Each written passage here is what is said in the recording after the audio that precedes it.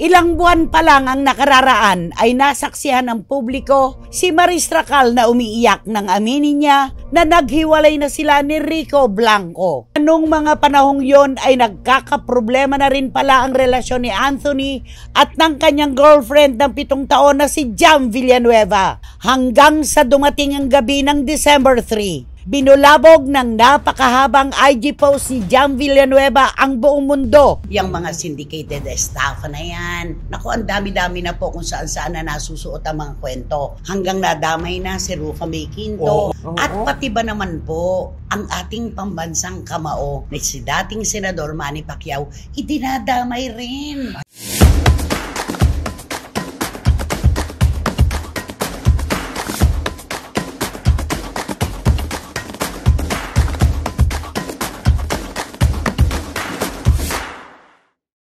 Nako, eto na naman po kami mga pinakamamahal naming kachika. Siyempre, habang dumadaan ang mga araw, lalong papalapit na ng papalapit ang Pasko. Nako, talaga rin naman. Pero eto, tuloy-tuloy pa rin po tayo sa ating maiinit na chika at kontrobersiya. Di ba naman, Romel Chika? Tama, palamig ang panahon, pero painit ang ating mga balita. Nako, siguradong may mai-insecure dyan.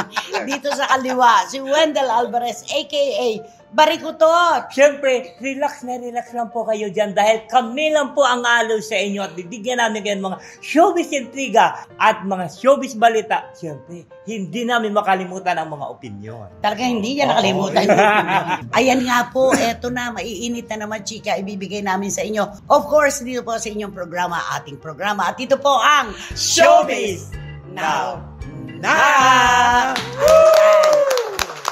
Ilang buwan pa lang ang nakararaan ay nasaksihan ng publiko si Maris Racal na umiiyak nang aminin niya na naghiwalay na sila ni Rico Blanco. Magaganda ang iniwanang pahayag ni Maris. Wala raw siyang masasabing masama tungkol sa singer. Sa halip ay sinabi pa niya na ibang-iba si Rico Blanco. Noon pa man ay marami nang nagduda. May kinalaman si Anthony Jennings sa hiwalayan. Ang kanyang ka-love team sa Can't Buy Me Love. Wala raw, sabi ni Maris. Magkaibigan at magkatrabaho lang daw sila ni Anthony. Walang kalam-alamang publiko na nung mga panahong yon ay nagkakaproblema na rin pala ang relasyon ni Anthony at ng kanyang girlfriend ng 7 taon na si Jam Villanueva. Nagdududa na rin pala si Jam na may milagrong nagaganap sa pagitan ni Maris at ng kanyang boyfriend. Pero tinatalo lang ito ng pagmamahal sa aktor. Magulo na ang sitwasyon. Nag-aaway na sina Anthony at Jam. Pero naghihintay lang ng solidong ebidensya ang babae. Napapaikot pa rin ni Anthony ang kanyang girlfriend. Kung ano-anong palusot ang kanyang idinadahilan. Kumalma lang si Jam. Hanggang sa dumating ang gabi ng December 3, binulabog ng napakahabang IG post ni Jam Villanueva ang buong mundo, basta may Pilipino, na naglalantad ng mga resibo na totoo nga ang kanyang kutob. May relasyon nga sina Maris at Anthony. Parang atake sa korte ang inilantad ni Jam sa kanyang IG post. Kompleto ang mga ebidensya. Ang pagpapalitan ng lambingan sa text ni na Anthony at Maris. Ang mga tagpo na dapat sana'y pang kanila lang, pero nabuking ni Jam dahil sa patuloy nilang pagmamahalan ng malayuan. Pero ang tunay na nangwasak sa puso ni Jam ay ang natuklasan ng dalaga na pagpapalitan ng insinuasyon ng dalawa na may nagaganap nga sa kanila. Ang pagkukulong nila sa CR. Ang tagpunta ng binata sa bahay ni Maris kung saan naiwan ito ang kanyang sweater na ayon kay Maris ay naubos na ang amoy nito sa kasasamyo at kayayakap niya. At ang pinakamatinding dagok kay Jam, ang screenshots ng paghahalikan ni na Anthony at Maris sa eroplano nang magpunta sila sa Italy. Wala nang kailangan pang resibo. Kalokohan ng method acting na idinadahilan ni Anthony kay Jam. Isang malaking kalokohan din ang kunwari pakikipaglapit lang ni Anthony kay Maris para gumanda ang mga eksena nila sa Can't Buy Me Love. Sayang ang 7 taon nilang relasyon ni Anthony ayon kay Jam. Pero mas nakapanghihinayang ang regalong buhay na ibinigay sa kanya ng langit kung magpapakatanga lang siya habang panahon. Ngayon ay nakikisimpatya kay Jam Villanueva ang publiko. Maraming sumasaludo naman kay Rico Blanco. Sina Anthony Jennings at Maris Racal naman ay ginagawang target ngayon. Pinakakain ng masasakit na salita ng panghuhusga. Ang sabi ay may 3 panig ang bawat kwento. Ang kwento mo, ang kwento ko, at ang kwento ng mga mensahe sa text at screenshots. Hindi pa rin po natatapos ang issue tungkol sa mga kaso-kasong ibinabato laban sa mga kilalang personalidad. Yang mga syndicated staff na yan. Naku, ang dami-dami na po kung saan-saan na nasusuot ang mga kwento. Hanggang nadamay na si Rufa May Quinto, na blind item nung una hanggang pinangalanan. At pati ba naman po ang ating pambansang kamao na si dating Senador Manny Pacquiao, idinadamay rin. Ay, Diyos ko, Diba? ang laking pangalan nito kasi buong mundo, universe, ang nakakilala dito. Isipin mo yung wawasaking pangalan, hindi lang po dito sa ating bayan, buong mundo po ito. Kilala naman po natin pag nagpunta ka nga sa ibang bansa. Pag sinabi, taga saan ka? Where are you from? Philippines, o kaya Manila. Manny Pacquiao. Ayun. Diba? Ganun yun. Kaya ito, sinasamantala na naman nila ito. Isang malaking binanggit pangalan. Siyempre, hihinto na naman ang mundo nating lahat. Totoo naman po na nung 2020 ay naging modelo nung produkto si dating Senador Manny Pacquiao. Pero hanggang doon lang. Parang si Rufa May Quinto, ganun lang din, di ba? Si Rufa May nga, hindi pa kumpleto ang bayad. Yun ang nakalagugan pa ng cheque. Yun ang Tapos ngayon hahabulin, idadamay sa syndicated estafa. Alam niyo po ang plano ni Pacman? Subukin ninyo na siya ay kasuhan. Lahat kayo ay kanyang kakasuhan. Lahat ng nangdadamay sa kanyang pangalan sa syndicated estafa, hindi niya ito uupuan lang. Talagang gagawa siya ng paraan. Oo, kasi sisirain ang pangalan mo na ginawa mong pagandahin ang buong mundo ng Pilipinas, ang pangalan Pilipinas. Aba, Manny Pacquiao, isa po sa mga Pilipinong nagsulat ng pangalan ng Pilipinas sa mapa ng mundo. Yes. Tapos dito sa syndicated estafa, idadamay nyo na wala namang kamalak-malak yung tao. Totoo. Diba? Oo, pinaghirapan niya ito, ang pangalan niyang Manny Pacquiao. Tapos, Yung 8 belt na hawak niya ngayon, Diyos ko, pinaghirapan niya yan ng todo-todo. Alam niyo pa, pagdating sa pera, hindi niyo talaga maaano si Manny Questionable po pagdating sa pera. Naalala mo nung sunod-sunod ang pananalo niya? Pagka itinaas na ang kamay niya bilang panalo, di ba? Siyempre, aakyat siya doon sa ring, gaganon siya, magpapasalamat sa Diyos at ipagmamalaki sa mga kapwa Pilipino sa buong mundo ang kanyang nakuha na karangalan. Alam mo ba, merong isang malaking food chain na nakiusap na kung po pwede, pagkatapos niyang manalo, meron siyang gagawin na Kilalang kilala sa food chain na yung ginagawa. Yun, ganon, di ba? Yung basta, senyas ng kamay. Hindi siya pumayag kahit na ilang milyon na ibabayad sa kanya. Alam mo, pumayag lang siya nung isuot sa kanya yung sombrero. Hanggang dun lang. Hanggang dun lang. May diba? limitasyon. May limitasyon. Tapos, di ba, kapag Manny Pacquiao, talagang siguradong mananalo at sikat na sikat sa buong mundo. Di ba, lahat ng may-ari ng mga kumpanya gustong magpa-advertise sa suot niya. Shorts. Yung sa boxer short niya. Nagpapalagay sila ng mga patches. Anong patchi? Patchi. Malapit ng katunog ng ano yan. Joy! Ano yan? Di ba? Sa Hello Love Again. Joy. Hindi, eto na. Alam mo ba, nakiusap siya kay Jay Coson sa kanyang special assistant noon. Kaharap ako, Jay, sabi niyang ganun, huwag ng patchis. Nahuhubo yung shorts ko, nabibigatan ako. Print na lang. Kaya napunta yun sa print na lang. Kasi pag patches nga naman, nahuhubo yung garter. Ang dami-dami pa naman nakalagay sa short. Halos lahat Lahat ng negosyo dito sa Pilipinas. Na may oil dito, merong gamay dyan, meron dito pagkain, kung ano-ano, di ba? Sabi niya, Jake, huwag na patches. Sabi niya ganun, print na lang, nahuhubo ang shorts ko. Ganun siya talaga. Tapos pagbibintangan nyo, na dahil lamang dyan sa produktong yan, isasangkot nyo siya sa syndicated estafa. Isa lang ang sabi niya, subukan nyo. Ayan. Di ba? Kaalaman. Pagkaalaman ko talaga. Di ba? Modelo na nga sa inyo, pero hindi naman nag-endorse na humingi ng mga investment. Investors. Di ba? Tapos idadamay nyo pa. Parang si Peachy din. Natalbogan pa nga. Tapos ano kaya ang ano dito, Nay? Bakit kaya inilalabas ito mga taong walang kinalaman sa kaso? Alam mo, ang ramdam ko dyan, sabi din ng lawyer na nakausap ko, buisit na talaga yung mga investors. Kasi flex nga ng flex, sineri-naig ng mga kung paano gumanda ang buhay nila, ano-ano yung mga properties na nabili nila. Isipin mo, ipahuli ka ng Sabado, di ba? Sabado pa itinaon. Di ba pag Biyernes nga, may sinasabi, hindi pwede manghuli. Hindi pwede, Pero siya talaga, wala nga naman opisina Sabado-Linggo. Wala. O Lunes. Paano pa? Maghihintay ka. Di ba? Siguro inis na sila talaga dahil yung pera naman na ipinamuhunan nila doon sa negosyo, pinaghirapang pera yan. Kaya pinaghandaan siya ng bonggang-bonggang ito. At saka siguro malalaking tao na rin ang kasangkot. Totoo yan. Nag-usap-usap ito. Diba? Pinagkaisahan siya. Oo, siguro may malaki. Siguro may mga tumatawag sa kanya na nagtatanong, bakit ganito? Bakit wala nang ganito? Ba't ganyan? Siguro sa kanya, baliwala lang. At saka diba na yung pag-syndicated kasi 5 mahigit yan. Yes. 5 and up.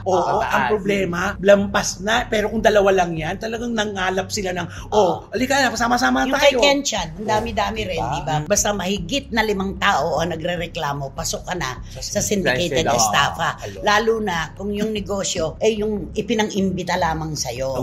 Ganon. Namuhunan ka. Perang pinaghirapan mo. Hindi naman napupulot ang pera sa pusali. At saka former Senator Manny Pacquiao, idadamay pa ba nila nito? Ay, ang daming pera nito. Teka muna, sa labubungal. Sa labubungal lang ni Madam Jinky. Baka katapat na yung sinisingil nyo na yan. Ay naawal nyo. Mariosep, di ba? Lumabas sa mga pangalan na hindi naman natin alam na, bigla naisip na natin, nag-endorse pala sila ng ganyan, di ba? Hindi na natin alam. Ay, alam mo, may kwento ako. Kasi dito sa likod natin, maraming mga paintings. Tuwing tayo ay naglalatag ng ating kwento sa publiko, may mga paintings sa likuran natin. Gawa po ng magagaling na obra po ng magagaling na Pilipino. Eto na, nung unang panahon, noong hindi pa siya si Manny Pacquiao, na sikat, may nagbebenta sa kanya ng painting ng kalabaw. Mga 3 kalabaw yon. Ibinebenta sa kanya, pinuntahan siya talaga. Ang sabi niya, magkano yan? 200,000 po, sir. Sabi niya ganon. Malaki yung painting, kilala yung pintor. Sabi niya, ba't ako bibili ng painting na yan? Tunay na kalabaw na lang ang biling ko, manganganak pa. Sabi niya, pero ngayon, pag nakita mo yung mga mansyon niya sa Jensan, ang gaganda ng mga obra. At natutuwa ako, mga pintor natin dito. Mga Louis Tolentino, Melencio Sapno, mga ganon. Alam mo, mga Joe Florendo, nakakaaliw yung awareness. Yung alam na niya, may kamalayan na siya tungkol sa highest form of art. Ito po yan, mga obra. Kaya naku, huwag niyong kahabulin. Kasi yung mga paintings lang niya doon, sigurado more than what you're asking for ang halaga. Ay, grabe. Sobra. Labubunga lang magkano na. Diyos ko. Yun yung mga mansyon niya. Yun ay pinaghirapan niya sa pakikipagbugbugan. Basagan ng muka, sakitan ng katawan, di ba? Correct. Manny Pacquiao po ito, pambansang kamao. Pilipino nagpasikat sa ating bayan, sa buong universe, sa buong mundo. Tapos sisirain ninyo na dahil lang dyan. Kaya naku. Manny, bahala ka na sa kanila, Manny. Ikaw, anong sasabihin mo? Manny, Dong, bahala ka na sa kanila, Dong, Manny. Di ba? Sige, Dong. Ikaw na, Dong. Ikaw na, Dong. Sige nga, kantahan mo nga si dating Senador Manny Pacquiao. Ay, di kakantahan ko siya ng, ang laban na ito ay para sa iyo. Lito ka mo yan. Hindi yan. Bibigyan namin ng hustisya yan. Para sa iyo. Ang laban na to, para sa iyo. Nilabo-labo. Dito ka lang yan. Dito na lang. Para sa iyo, ang laban na to. Para sa iyo, ang laban na to. Hindi ganon. Para sa iyo, ang laban na to. Para sa iyo, ang laban na to. Ganon. Hindi ako susuko. Hindi ka susuka. Sigaw ko sa mundo. Para sa iyo, ang laban na to. Ayun. Hindi ako susuko. Tama na. Hindi na natin alam yung susunod. Para sa'yo, ang laban na ito. Manny! Mani! Congratulations! Pacman! Okay. Ay, nako. Sige na nga. Sino ba kasi yan? Sino ba yan? Sino ka ba yan? Sino ba yan? Sa'yo ba to? Oo, ang Naku, ingatan mo yan, ha? Please. Ang pag-uusapan natin, hindi naman siya masyadong kasikatan. Hindi naman siya masyadong kilala. Hindi masyadong kilala. Kaya ang pangalan niya na iba-iba apelido. Oo. Ngayon, kaso lang ito sa pagkaipal niya, parang nagiging talk of the town ang pangalan niya. Dahil alam mo ito ang nakakaloka sa kanya. May grupo kasi ito eh. Yung grupo niya tuloy nagkaroon ng mga hidwa. Dahil sa masyado siyang taklesa. Okay. Sino ang pinakasentrong kalaban niya sa grupo? Yung mayroon kasi doon isang sa member din sa grupo na talagang hindi ko alam kung bakit. Sikat. Oo, sikat ito. At may pangalan nito, ang ano nito, at galing ito sa pamilya ng mga artista ang kalaban niya. At ang nakakaloka lang, bakit kasi umiinit ang ulo niya doon sa isang barkada nila? Bakit? Hindi kaya ano? Teka muna. Ano ibig mo sabihin? May kinalaman ba itong hindi kilalang aktor na ito sa paghihiwalay nung sikat na yang aktor sa kanong girl? Kasi 'di ba ang ginagawa nga nito puro siya paporma-porma. Tapos 'di ba sinabi niya nga noon, naghiwalay na itong magjowa. Siya naman ang umi-eksena. Tapos iniinis siya kasi yung iniinis siya yung barkada niya Ano yun? Siya ang nag-booking? Oo. Yun ba? Yun na. Hindi niya na-gets Yun na nga, 'di ba iniinis siya. Kaya ito yung mga ano. Ano ang kasalanan niya doon sa gwapong sikat na aktor? Ayan. Kinismis niya nga doon sa barkada niya. Sa mga Chinichismis sa mismong girlfriend. Okay. Siya pala nag-squeal. Oo, siya. Ay, di ba Barkadahan sila. ba? Ito So parang siya yung nag-squeal do sa girl nung ginagawa nung ex. Ay, kaya nalaman ng babae. Ano ba yun? Kasi ganito daw. Siyempre magkabarkada sila. Siyempre alam niya mga in and out ng mga barkada niya. Mga tropa nila. Ngayon ito naman siya kasi, chinichismis niya kung anong mga ginagawa. Nito ng actor na ito. Nasikat Chinichismis doon sa girl. Chismis doon sa girl. Kaya hindi mo alam kung bakit naman i-chismis siya doon sa girl. Hindi kaya may sa girl? Doon kasi ano yun, barkadahan. Barkadahan to. Kumbaga kulang na lang may blood compact kayo. Na kung ano man ang nagaganap sa loob, hindi dapat hindi lumabas. Pero in-squeal, siya nagbulgar dun sa sa babae ng ginagawa ng lalaki. Talaga magagalit nga yung gwapong aktor. At saka magagalit din yung babae. Paano magagalit? Kaibigan nga niya ngayon. Hindi. Magagalit din sa lalaki. Kasi sa lalaki. Sa lalaki, sa aktor. Sorry Mag-sorry ka na. Sorry lang. Parang si Demo. Sorry lang. Siyempre magagalit talaga tong babae dun sa kanyang boyfriend. Kasi, alam ko na pala ang ginagawa mo. Ginagawain mo ganito. May nagkwento sa akin na ganyan. Ayun. Sama. Ay, pangit yung gano'n. Di siyempre, kasi may lumabas na masama. Hindi ka tiwa-tiwala ang dila na gano'n.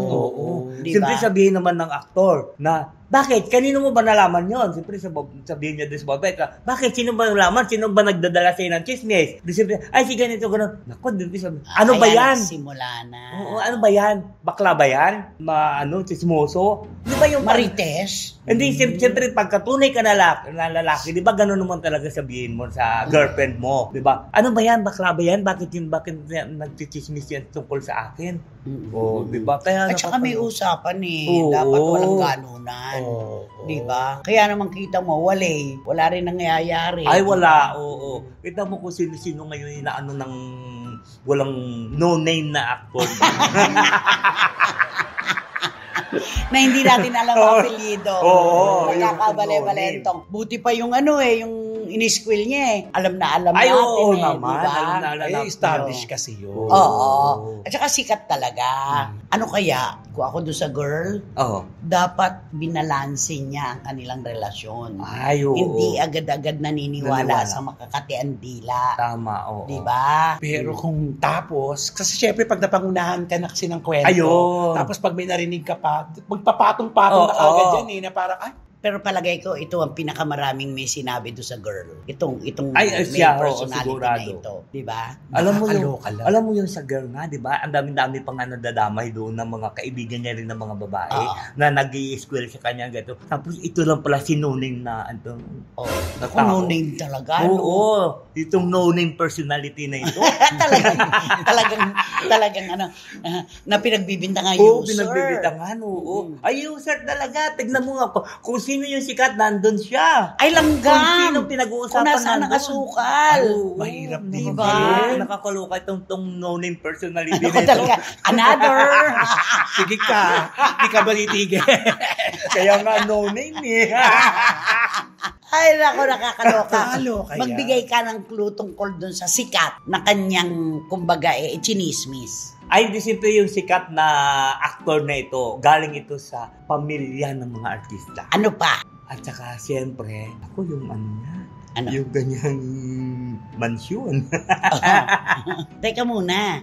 Ano to? Gagawa rin kaya ito ng Hello Love Again? Ay, Mahirapan. baka naman nagagawin Hello Love Goodbye. Hindi natatapatan Hindi eh. na 1.4 billion na. Oo. Oo. Baka nga sa susunod, baka going to 2 Oo. billion na nga ang pinag-uusapan Oo. nila dito. Naku, alam na ngayon ng mga fans nitong sikat na matini idol na ito kung sino ang nanira. Oo. Sino ang nagsumbong. Ay, alam mo, anong hirap talaga ng ganyan. Kasi Ay, oo. yung biglaan mong ganyan. Bibihira yung mapagkakatiwalaan mo talaga. Pero kapag kaibigan, Oo. mga kaibigan nga, alam ang mga mali mo, alam ang mga kulang mo, kakapusan mo. Pero dahil tunay na kaibigan, hindi nagsasalita. Oo. Diba? Yun ang sinasabi, di ba, sa mga grupo. Kung sino ang wala, ang siya ang pag-uusapan. Pag dumating na siya, ayan, change topic na. Oo. Oo. Kaya Ano ba, ito siya ito bang ugali niya sikat eh. na aktor na ito? Parang, kantahin mo nga yung kay Sharon, nung 12 years old siya. Mr. Mr. DJ. Mr.